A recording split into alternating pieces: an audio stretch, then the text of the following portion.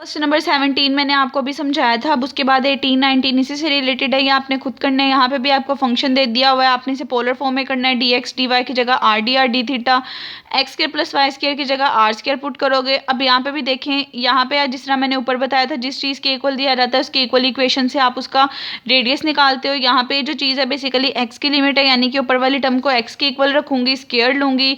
तो स्क्वायर लेने के बाद ये माइनस था, ये वहाँ जाके प्लस हो जाएगा, प्लस हो जाएगा। तो यहाँ से देखें ये बेसिकली 1 का स्क्वायर है, तो 1 का स्क्वायर 1 होता है। यहाँ से रेडियस 1 निकल आएगा।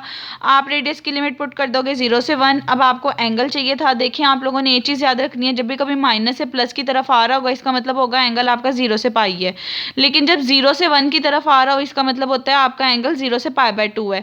यानी कोई चीज़ नेगेटिव से पॉजिटिव की तरफ आ रही होगी तो इसका एंगल 0 से पाई होगा, लेकिन अगर कोई चीज़ 0 से किसी नंबर की तरफ आ रही होगी तो हमेशा उसका एंगल 0 से पाई/2 होगा। तो आप इसकी एंगल्स की लिमिट पुट कर लोगे। उसके बाद देखें आर स्क्वायर था, एंगल का डेरिवेटिव चाहिए था, 2 से मल्टीप्लाई 2 से डिवाइड करोगे, 2 से मल्टीप्लाई और 2 से डिवाइड करोगे तो आर स्क्वायर साइन की इंटीग्रेशन माइनस कोस आ जाएगी। ये 2r इस इंटेग्रल को खत्म कर देगा। अपर लोअर लिमिट पुट करोगे, नेक्स्ट की इंटीग्रेशन करोगे, सॉल्व कर लोगे।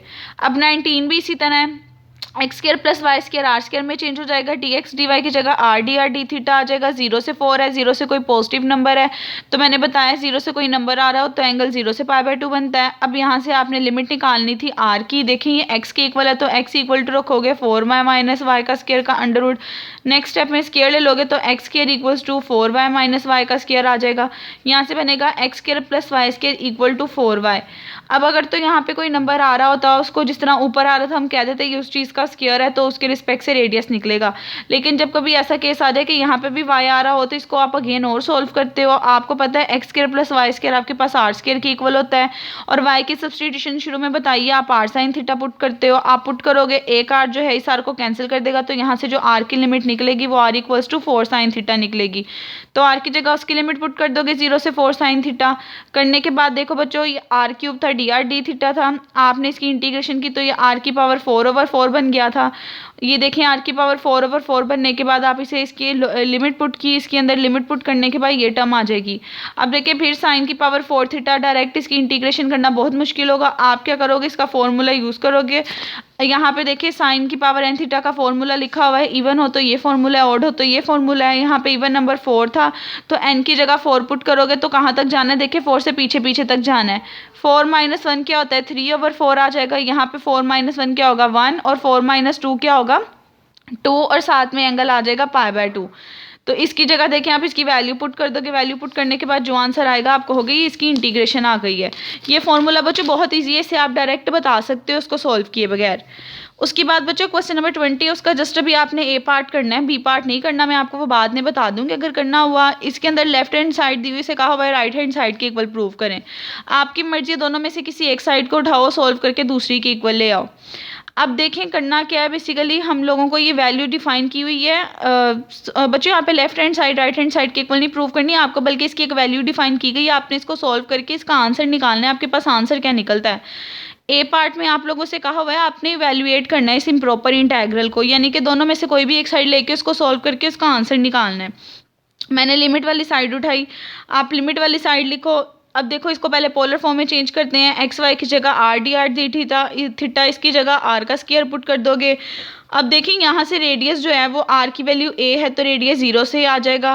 अब सर्कल है, सर्कल पूरा ऐसे होता है आपके पास जिस पॉइंट से स्टार्ट होता है उसी पॉइंट पे खत्म होता है, तो इसकी लिमिट 0 से 2 पाई होती है, इसलिए 0 से 2 पाई पुट कर दोगे।